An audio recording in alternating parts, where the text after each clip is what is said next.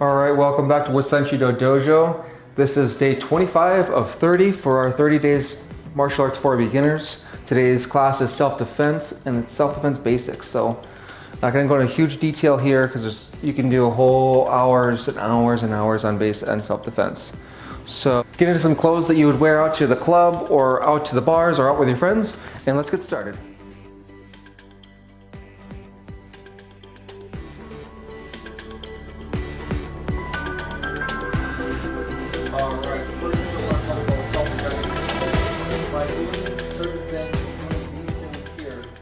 You will decrease your chances of an attack and you will increase your chances of survival. That's what we're doing here.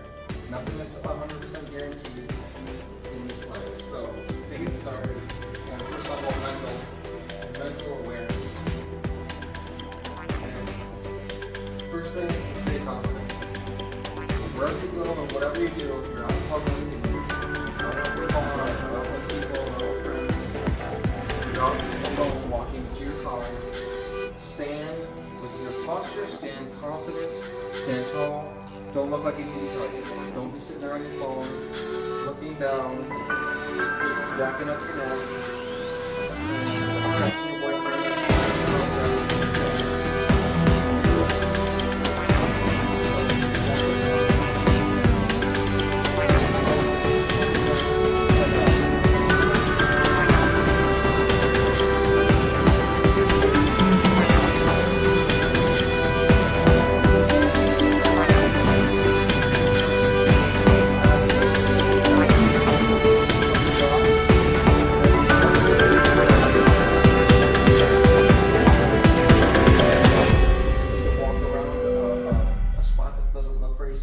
Then walk around that spot. If you need to leave a space or leave an area or disengage from talking to somebody because you feel like, oh, something's off, listen to that feeling, because what makes it, what's the difference?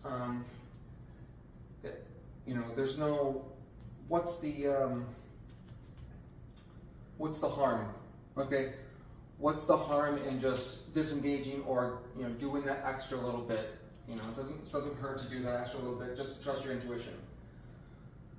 A lot of people don't listen to that intuition. They go forth with whatever it is that they had a bad hunch about or bad gut feeling about, and sometimes things happen. So next is to evade with words. So since we're talking about ninjutsu and shinobi no jutsu, evade with words. Evasion. What does that mean? When I was younger and I didn't party much, but I was hanging out with friends, I'd go to the bar and meet with friends or go out and do things more regularly. I would have been in a lot more fights if I would have had a bad attitude, I should say. If I would have started to talk in a certain way to rouse somebody up. I was always, calming the situation down, bring the temperature down. Just say, hands up and just say, I don't want anything, I don't want trouble, I don't want violence, I don't want to fight, I don't want anything. And you're literally backing away, sorry. And again, don't be like, put your hand in their face and go, no. It's, be more, that's when you want to use those tactics. Use a strategy. It doesn't mean you're a timid person. It doesn't mean you're a not confident person. It just means, hey, you can put your head down, play a little bit of possum. It goes a long way. And the people that can't do that, they don't have confidence in themselves. It's an inner confident problem for themselves. So if you're confident, and like I'm confident in my skills, and to be able to defend myself, I don't need to act tough and act pompous. So evade with words. Next is spatial awareness. All right. Be aware of your surroundings. Your spatial means just your space. To be aware of the space around you. Stay in safe areas. Don't go down an area. Use your intuition. Don't go in the areas that look bad, that feel bad, that are sketchy. So don't go down that alleyway with nobody, that looks shabby and run down and rough. Stay in safe areas. We all know what that means. Remind yourself and use your intuition. Stay alert. So if you do have to go in areas, well, either way, no matter where you go, stay alert at all times, but especially if you need to go into unsafe areas. And so staying alert means don't be on your phone, looking down, okay, getting your neck all jacked up, texting your girlfriend and texting your boyfriend and being all sad and being all like, oh, I'm feeling sorry for yourself, or, you know, pity me and feel sorry and feel bad for me, I'm a victim. You know, it's easy for anybody to kind of spiral into that, and when somebody sees that, your chances of getting attacked are much higher. So stay alert, stay confident, and stay aware. That's the mental, spatial awareness here. And also, it's not, I didn't write this down. Maybe I'll write it down in a minute after, whatever. Is if you are at all times walking around in an area, walking to the car after a club, or walking to, you know, at night by yourself, or where, either, you know, any kind of unsafe area or any time, make sure you just know where this is super basic, make sure you know where your pepper spray is, where your folding knife is, or your taser. You know where those things are at all times. If you're a woman with a purse, know where to get it. Put it in a special little pouch inside the purse where you know where to grab it each time. Practice. You know, just once in a while, just go, you know, when you're on about, just think about it. Where's my thing? Where's my mace or pepper spray? And just know where that is all the time. So if something does happen, you know, you have your self-defense weapons, maybe some environmental weapons, maybe a self-defense pen. Okay, I have one of those little self-defense pens in my car with a sharp point on it. Okay, so I didn't write that in here, but make sure you know where your tools are, your self-defense weapons. Next, we're going to go into the physical confrontation. Just the very basics today. All right? Just the very basics. So, with a physical confrontation, if it doesn't calm down, you can't bring the temperature down, you can't evade, you are backed up against the wall, there's no exits, okay? Or if something happens and you just can't even think, this is why you need to practice, practice, practice. Because when you practice techniques, when you're in a situation where there's high stress, that's what's going to come to your mind, because you are in fight or flight at that point, fight or flight at that point.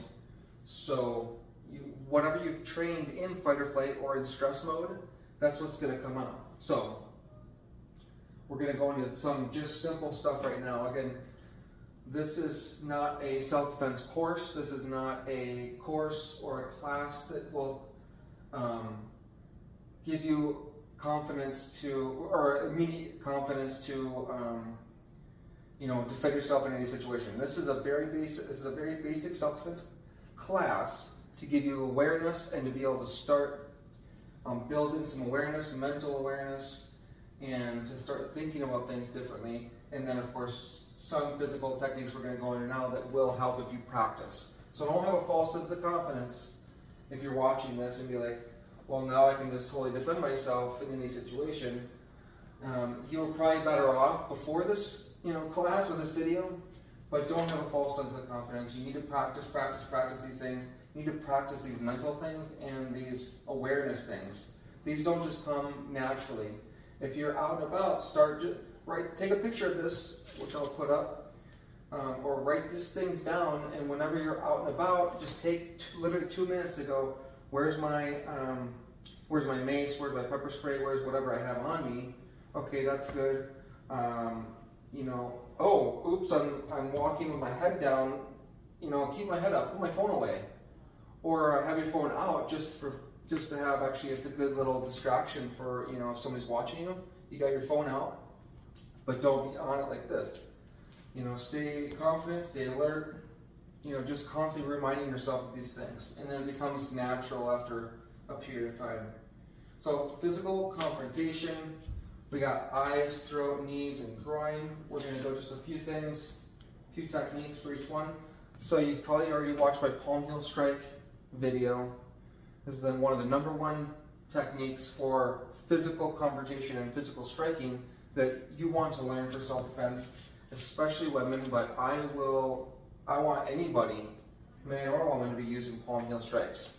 Unless you're a trained fighter or a trained martial artist that has built up their punching and their bones and their tendons and all those things in their hands and their body, then I want you to be using palm heel strikes. I kind of want you to use it anyways. So I don't have nose on here, but it really should be. I really should put the nose on there. If anybody is been drinking or drunk or high or on drugs, okay, or just somebody that is very pain tolerant, it doesn't matter with these 3 here: the eyes, the throat, and the knees. You take out these eyes, take out the throat, or take out the knees, you're going to more than likely take out the person. The groin is an exception. It's a very good thing to target, but it is also people that are pain tolerant or drunk or on drugs might not feel the groin, so that might not be the best choice. But these 4 are the top choices to go with, along with the nose. So eyes. First thing you can do is, again, you want to practice this, okay? Just practice this. So confrontation, standing in front of somebody, you can't get out of it, you can't go anywhere, okay? Or a non-lethal attack is called a breakup. So first thing is to flick the eyes, okay? Flick the eyes, even if you don't touch the eyes and you're just a few inches away. That's called metsubushi, or metsubushi in Japanese. That's a like blinding powder, or any tactic to distract or redirect somebody. That's metsubushi. Okay, so fingers in the eyes, in the back of the fingers. All right, you don't want to jam your fingers per se. That's not really going to be fun for you. Okay, you can pop out somebody's eyes if you do that. So again, if you're in a really dangerous situation, and then you feel like your life is threatened, then you can go for eye attacks. But flicking the eyes. So sometimes I'll just come up to Bob and just palm heel, flick the eyes, flick, flick, flick, flick, and you just practice this, okay? So it gives you 1 second to figure out something else. So I'll flick the eyes for a breakup, all right? And then I'll come in with a palm heel. A cross punch with a palm heel, cross strike, palm heel, palm heel, palm heel. Maybe do 2, 1, 2. All right. Flick, palm, flick, and then use the same hand, palm, palm. Hands are up. Hands are up. Palm, palm, palm. Okay. And now, since you guys have already seen my palm heel video, so palm heel, I'm covering the eyes. I could also scrape across the eyes. So we got flick the eyes, we got scraping across the eyes. Okay, and another one is if you are grappling or somebody's like basically on you, or even you're standing close to the person, put your hand on the side of the face here, and the thumb is right there naturally, right in the eye. So you can start putting pressure on the eye, and usually they'll back away. Okay, and they'll turn their head and they'll start freaking out. So both hands, of course, there, but if you have one hand, so that's the eyes, and then you got the palm heel for the nose and also the face. Palm heel also into the face and pressing, so you're also covering the eyes, scraping the eyes, and again, palm heel into the face. So I know that's a lot, but we have flicking, scratching, clawing the eyes, and then thumb on the eyes, and then the palm heel is covering the eyes plus striking the nose. You strike the nose, you can usually drop somebody, okay, and then also pushing onto the head. If you control the head, you can control the body. Okay, that's a little more advanced stuff. So here, and then once you get your hands in the face and you get the hands in the eyes, you can take your hand and go for the throat. So here's the throat. Throat. Right here, just like this. So just on the inside, we've all seen that in the movie. Okay, so you come up right into the throat. So the web of the thumb and the forefinger here, and right there. You don't want to hit with the fingers. That's gonna break. You can break your finger. So aim for the throat, just like you're wrapping around with your thumb. Okay. And right here. So palm. Let's say you've already done this, and now you come on with the throat. Strike the Adam's apple, or just come in with the throat. So that's straight on. You can also punch the throat, but again, punching, I don't really recommend it, but just attacking the throat in general. So the next thing is the knife hand strike. Okay, knife hand strike.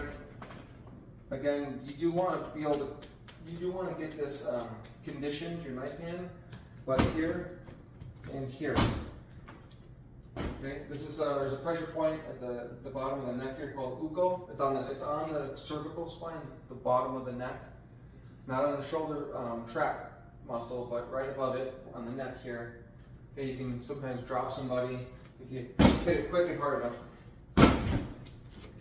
Okay, and if you're coming from this direction, use your forearm, go for the neck. Forearm strike to the neck, and you press in. You strike and press. Okay. And then from here, you can go back to the eyes, straight to the eyes. Okay? Use your elbow to control the head here. I know we're getting into a lot of different techniques, but I just want to target the eyes, the throat, the knees, and the groin with different strikes and different movements. Okay? So we got straight out of the neck, we got knife hand to the side of the neck, shoot those straight, and forearms to the neck. Use your body weight. Okay? I did that forearm video, the knife hand forearm and elbow video, and palm and strike video. Watch those as well, if you haven't already. So we got eyes, throat. Now we're going to go for the knees. It doesn't have to be in this order. You can go right to the knees right away and drop them with a side kick to the knee. You can go right to the throat. Somebody comes in, throat. So going back to the throat. Then again, we got chokes. So those are just some strikes. So coming in, let's say you're blocking, and you can come in. Or if you're already out of the way, go underneath the arm and come in. And also, okay, we got a rear naked choke.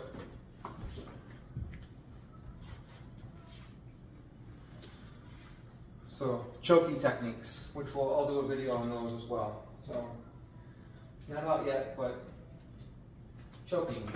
You cut off the blood flow on the side of the neck here with a choke. Within 5 to 7 seconds, they'll pass out. They'll pass out, and you have to take your arms and undo that. Once they pass out, you have to let go. Otherwise, if you keep going and hold it, within 45 seconds or so, you could kill them. You cut off the blood, and then there's brain damage, and then they're likely gonna die if you hold that blood flow and constrict that blood flow off the brain. So when you see somebody getting choked out, and actually a sleeper, you can put them to sleep within 5 to 7 seconds, and then you got to let go because they'll pass out because they're just cutting off the blood flow to the brain, and then it'll take them 15 to 30 minutes to come back to, and they'll just be knocked out. But that's why you don't hold that for more than 10 seconds. You can cause brain damage, and then you can kill them if you hold it for about 45 seconds or more, up to somewhere around there. It's different, I think, for other people or whatever. Don't hold it for more than 10 seconds. All right, so that's the throat. Knees, you can imagine that knees are right here or right here. So if you have boots on, you nice little instep kick. So using the inside of the foot, boom. Again, that might not take somebody out, but that will give them a breakup. If they go like this, and then they get off balance, then you can come in, palm heel, eyes, throat, choke, knee to the groin, that kind of stuff. So instep kick, especially with shoes or boots on. So just practice that. Okay, I'm bending my knee and I'm lifting it up and then I'm extending. Boom. It's like an instep sweep. Boom. Sweeping, and also you can come in and extend like a kick, like this, and you can also sweep, like this. Okay, be careful with the inside of your knee. You have to practice that. So now, if you're standing like this, you can do a side kick to the knee as well. So let's just imagine that's a knee right here, just a nice side kick, especially if you got big boots on. Boom. So it's gonna, if you kick the inside of their knee here, it's gonna go out like that. You can hurt their knee. You can take them down. They might fall over. Then you could run, get out of there, or you can go on and continue the fight down on the ground, hopefully in your favor if that happens. So we got the instep kick to the knee, and we got the side kick to the knee.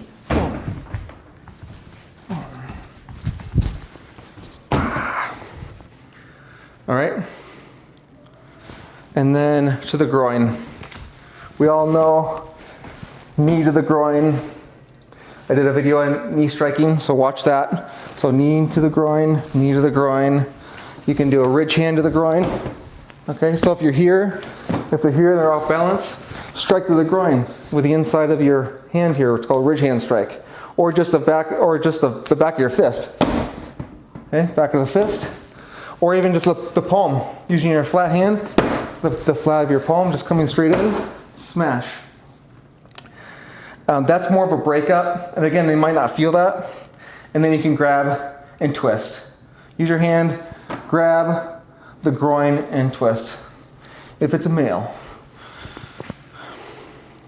So now, yeah, we got the eyes, throat, knees, and groin. That's all we're gonna go into today. So with the groin, we got the knee, of course. We got the striking with the hand, the back fist, or palm, or the ridge hand, or even knife hand strike. So you're stepping here, knife hand to the groin, okay? And then elbow up to the face. Knife hand, your hand is here for protection. Knife hand, elbow to the chin. And then you can do a knife hand to the neck, or a back fist to the nose, or just groin, elbow to the chin, and then hands are in the face. All right, just in case you miss. It's a breakup. He's like this, and then you got the eyes. Okay, hands on the face, eyes.